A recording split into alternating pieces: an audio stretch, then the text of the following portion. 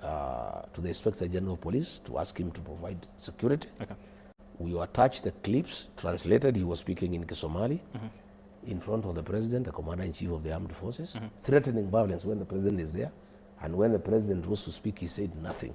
Because the President is part of that violence. He is part of that scheme of selling fear to the people of Kenya.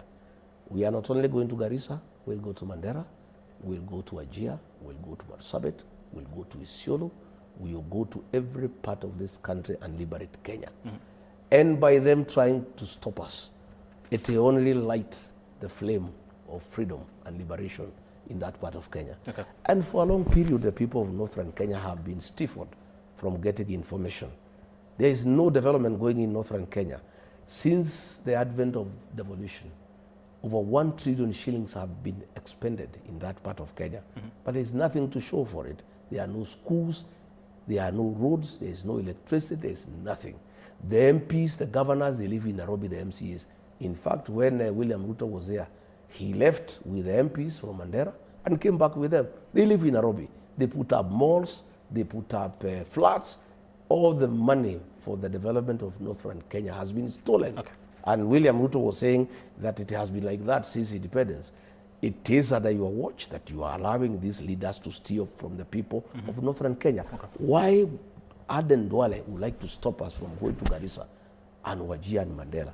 He doesn't want us to go and present facts to these people of how their money has been stolen by their leaders, on why they are not having development, on how much money has been allocated to them, but this money has been stolen to their leaders.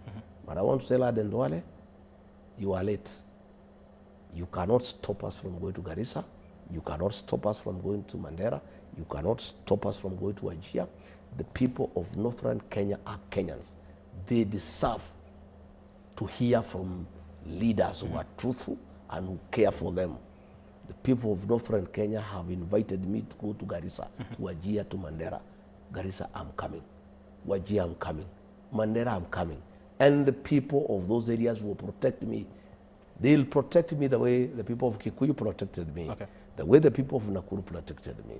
You can use militia to fight us, you can use police to fight us, but God and the people of Garissa will take care of us, and I'm sure we'll have a very successful meeting. And that will be the turning point on the politics of northern Kenya. It will be the turning point. We'll have a very candid conversation with the people of northern Kenya as to why they suffer underdevelopment, as to why they suffer malnourishment, as to why they die from hunger, as to why they have no water, as to why they have no hospitals, as to why children, mothers die during childbirth, as to why so much money has been given to that area and there is nothing to show for it. We'll have that conversation. So I'd like to understand, is it the DCP party with RIGATHI GACHAGUA going to Northern Kenya, or the United Opposition? We move as a pack, we move together. The United Alternative Government is one. Once in a while we go different ways, but many times we go as a team. Northern Kenya is very important to us as the alternative government, and the people of Northern Kenya need to hear from RIGATHI GACHAGUA. They need to hear from Kalonzo Musyoka. They need to hear from Fred Matiang'i. They need to hear from Eugene Wamalwa, Justin Muturi, Martha Karua. They need to hear from us, all of us. We do care about Northern Kenya, and we are going to come there as a team. And we'll not be in a hurry. And let Duale do whatever he wants to do. If he wants to kill us in Garissa, let him go ahead. Now that he is on record, threatening us with violence in front of President William Ruto, if anything happens to any of the leaders from the United Alternative Government, Aden Duale will be held accountable, and he'll pay for it. Okay, I get that. I want us to transition a little bit before we wind up on the issue to do with 2027 elections and the exercise that is currently happening as far as voter registration is concerned. 2 weeks ago, I sat down with one of the principals in the United Alternative Government, that is Martha Karua, and she did not express confidence when it comes to the IEBC to conduct a free and fair election. The chairman, Ethicon, was an attorney of Joseph Delok, the deputy chief of staff of William Ruto.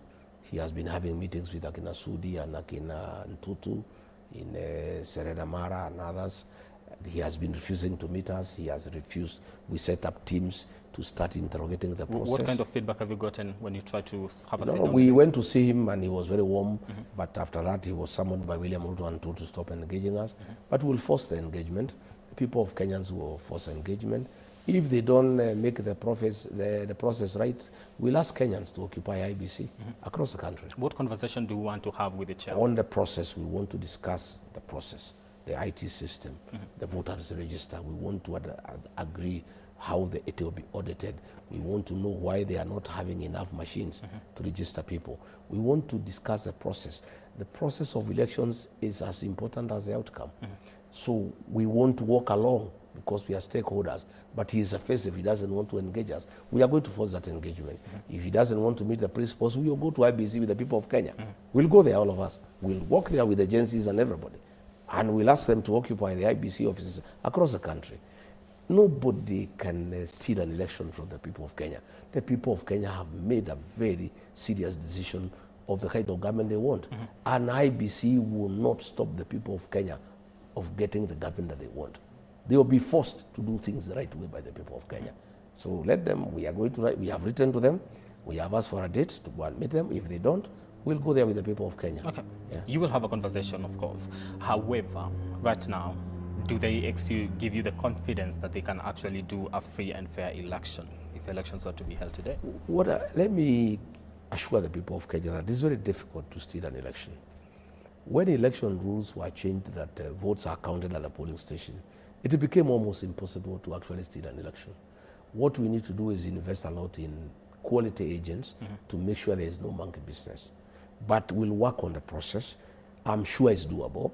Whatever hiccups are here, there, and there, we'll force them through because Kenyans must have a credible election. Kenyans must have a free and fair election. Okay. And it's not a favor by IBC, it's a right, it's in the Constitution.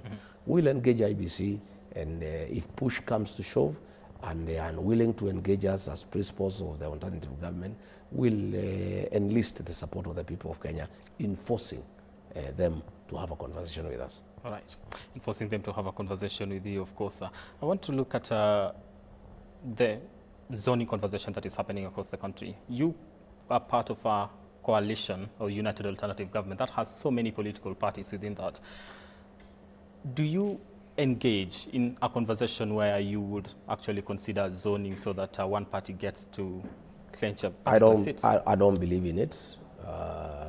DCP will have candidates across the country, 47 counties, 290 constituencies, 1,450 wards across the country.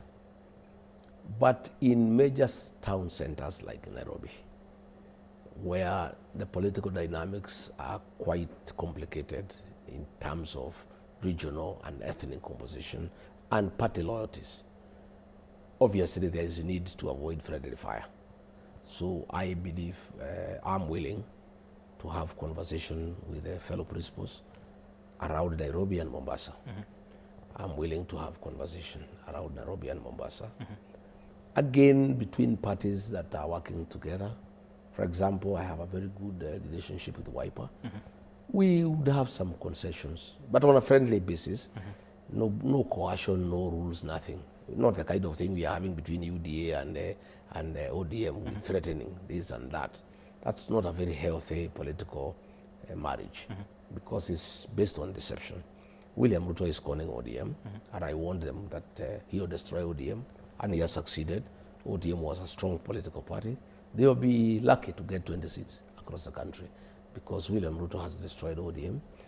That's a conversation for another Lucky day. to get 20 seats across the country. Yeah. That is MP seats. Yeah, because like you see in Western Kenya, he has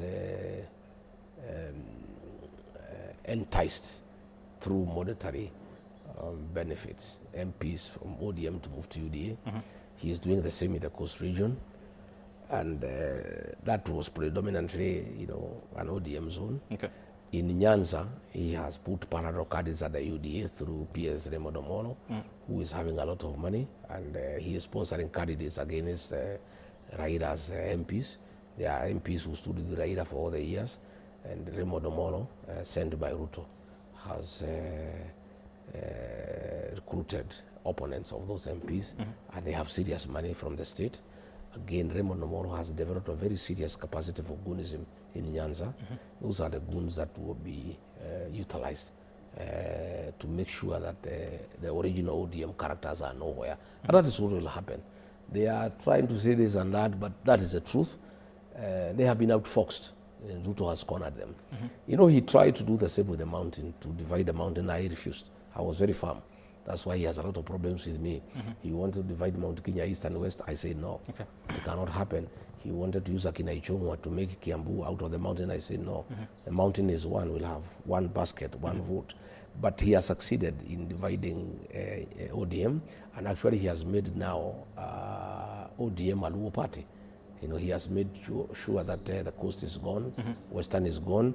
He has made now ODM a Luo party, and even within that Luo party, he has brought UDA to undermine, the original ODM characters. That was the That strategy. is William Ruto. He's a divisive character, divide and rule. I've seen a very useful headline in the people, whether divide or rule, whether it's real or as an illusion. It is an illusion in the mountain, it's real in the ODM. He'll succeed in some areas like ours, he will not succeed. Because as we know him, you know, we have had the benefit to know him. The Luo people do not know him. They just saw him the other day. So just the same way he conned us, he's conning them. And already they are fallen victim. They cannot recover. He has destroyed the ODM irreparably. It cannot be salvaged. But for the mountain, he wanted to divide the mountain vote to make it useless, to make it less potent, to make us less irrelevant in the national political equation. But I, with the support of a few leaders and the residents of the mountain, the Meru, the Embu, and the Kikuyu, we have stood together as a people. And we have said nobody can divide the mountain. We will go to this election as one. And we'll have a vote in one basket. Okay. Talking about the division that was attempted on the Mount Kenya people. Yesterday you said Kindiki has been reaching out to you in regards to forgiveness. Who is he sending? Well, I don't want to expose his emissaries because the state will go for them. But I said two, but I have added one more.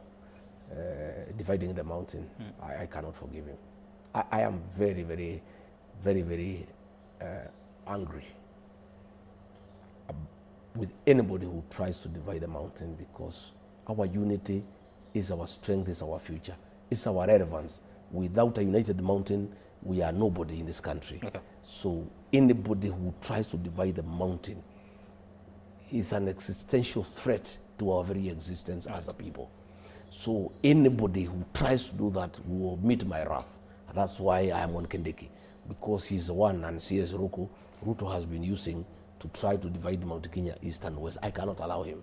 He has been using Kimani Ichung'wa to try to remove Kiambu from the mountain. I cannot allow him. I must go for those characters. I must make sure, as the leader of the region who is accepted by the people and was elected by the people, make sure that I retain our relevance in the national political discourse. When you say I retain our strength. I retain our influence. And that influence, that relevance is hinged on our unity as a region. We are only useful to other Kenyans politically, in terms of political engagement, in terms of coalition building, when we are one, when we are united as one block. Let me talk about your presidency as I wind up, and I'm totally out of time here. Has your philosophy when it comes to matters leadership changed over time, ever since you are impeached right now that you seek to be the next president of the Republic of Kenya? Has it changed? Well, I'm a people-based person. I'm a better leader, obviously. I have more experience. I have engaged Kenyans more from a position of down when I'm one of them, because I hold no position in this country. So my conversation with the people of Kenya is very free and real, because they are not intimidated by any position. So it's very truthful. That's why you see what I say in Kenya passes, because I get it real, raw from the people of Kenya, because I am just an ordinary Kenyan. I engage Kenyans freely. They don't fear me. They don't hide anything from me. They tell me as it is. This impeachment has made me a better Kenyan. It has given me an opportunity to benefit from the wisdom of Kenyans, to interact with Kenyans freely and to hear exactly what the people of Kenya want. Okay. And that impeachment, we are in court on 27th, 28th, and 29th. And I went to the High Court to challenge the petition, that it was unlawful, it was unconstitutional, and I would like it to be expurged and I be compensated, because I don't want to go back to office. Right. Ordinarily, I should have fought for the impeachment to be discharged, and then I can be reinstated in office. But I have no intention to go back to office because I cannot work with William Ruto. He's too much of a dictator. He has ruined the country. He is a one-man show, and I would not like to be part of the ruin of the Kenyan nation and the economic hardships Kenyans are going through. He's also quite deceptive. He's not truthful. Okay. It's not anybody you can work with. Right. So I'll be in court on the 27th, 28th, and 29th. Is when the judges have said 3 days to hear me. My lawyers are prepared well, and I'm very hopeful. I'm very hopeful that the courts will find that the process and was unconstitutional. The accusations were frivolous, and they had nothing to do with undermining the Constitution. It is William Ruto who had a problem with me. Okay. And he obtained the impeachment through fraud, through bribery and coercion. Okay. So I am hopeful, but it doesn't matter to me. By the way, the outcome of that process in court is neither here nor there, because the fact that I'm at home impeached has not stopped me from being a Kenyan leader. Was an impeachment a blessing in disguise for you? My meetings are most attended. They are organic. I paid nobody. Kenyans listen to me. They treat me as their leader, irrespective of having been impeached. But Kenyans, there are several types of leaders. If you study leadership, you have what you call traditional leadership. Right. Those are the wazes. You have charismatic leadership, the one of Jomo Kenyatta. You have positional leadership, the one of Kindiki. He is a leader because he has a position. But you have functional leadership, the one of RIGATHI. I'm a functional leader. Okay. I hold no position in Kenya, but I'm a very serious leader in this country. Would you say there is a very big difference between being in power and having power. Okay. So you have there are power. people who are in power, but they have no power. For them to address a meeting, they have to pay people. Okay. If you have to pay people because they cannot listen to you without paying, you have no power. I hear Oburu is crying, he wants power. Now he has changed tack, now he is asking for respect. He cannot get power when Kenyans are suffering because of fuel increase, and he is eating with Ruto. How can he get power? Power comes from the people. Okay. Having a position is nothing. I feel like Kindiki has a position, but he cannot address any meeting in the country without paying. William Ruto today is president. He cannot address a single meeting in this country without paying people. Rigiji is here, he has no position. He's just an ordinary citizen. Wherever he goes, thousands of Kenyans listening to him. Okay. That is what is called being powerful. So you are powerful. Yeah. Would you say your impeachment was a blessing in disguise? It was a blessing in disguise because I don't know where I would be sitting. Kenyans would have killed me now. People back home would have burned my house. I mean, what is happening is unacceptable. Okay. I am happy that I'm not part of this administration. All right. Yeah. Thank you so much, Honorable RIGATHI GACHAGUA, for your time. Asante. Much appreciated. All right. That does it for us here on Polytalks. Do have yourselves a lovely day. Let's do this again when God says we do. My name is Brian Amoy. Thank you.